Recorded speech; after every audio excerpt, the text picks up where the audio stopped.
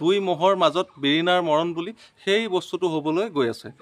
এনেকুৱা কি কাৰণ আছে যে যিটো কাৰণত আমি নিজকে অসমীয়া বুলি নকৈ নিজকে মই মিচিং, মই আহোম, মই গাৰো, মই ৰাভা, মই কছাৰী, মই আহোম সেইদৰে আমি কি কাৰণে কওঁ? যিটো পৰিস্থিতি শ্ৰীমন্ত শংকৰদেৱ সংঘ আৰু টাই আহোমৰ মাজত হৈছে সেই পৰিস্থিতিটো বা সেই তেনেকুৱা এখন অসম জানো বীৰ চুকাফাই বিচাৰিছিলে নাইবা তেনেকুৱা এখন অসমৰ বা তেনেকুৱা এটা পৰিস্থিতিৰ কামনা জানো শ্ৰীমন্ত শংকৰদেৱে কৰিছিলে? শ্ৰীমন্ত শংকৰদেৱৰ নীতি আৰু আদৰ্শ জানো সেয়া আছিলে? চাওলুং চুকাফাই যিখন বৰ অসমৰ গঢ় দিছিলে সেই বৰ অসমখন জানো আজিৰ এই অসমখন হয়?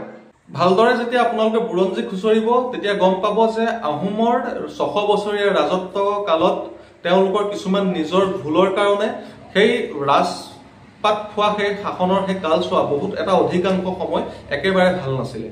কাৰণ সেই সময়ত নিজৰ ককাই ভাইৰ মাজতে অংক খুট কৰি দিয়া হৈছিলে যে কোনোবা এগৰাকী বা কোনোবা এজন যেতিয়া সুস্থ মানুহ সেই সুস্থ মানুহজন ৰজা হ'ব সেইবাবে আন এজনে অংক খুট কৰি দিয়ে। বুৰঞ্জী পঢ়িব গম পাব কথাখিনি যে মৈমনসিঙীয়া পকা মিস্ত্ৰীয়ে বনাই থৈ যোৱা পাকঘৰটোত ভাত খাই কিছুমান কথা আমি নকলো বা কিছুমান কথালৈ আমি আগবাঢ়ি নোযোৱাটোৱে ভাল।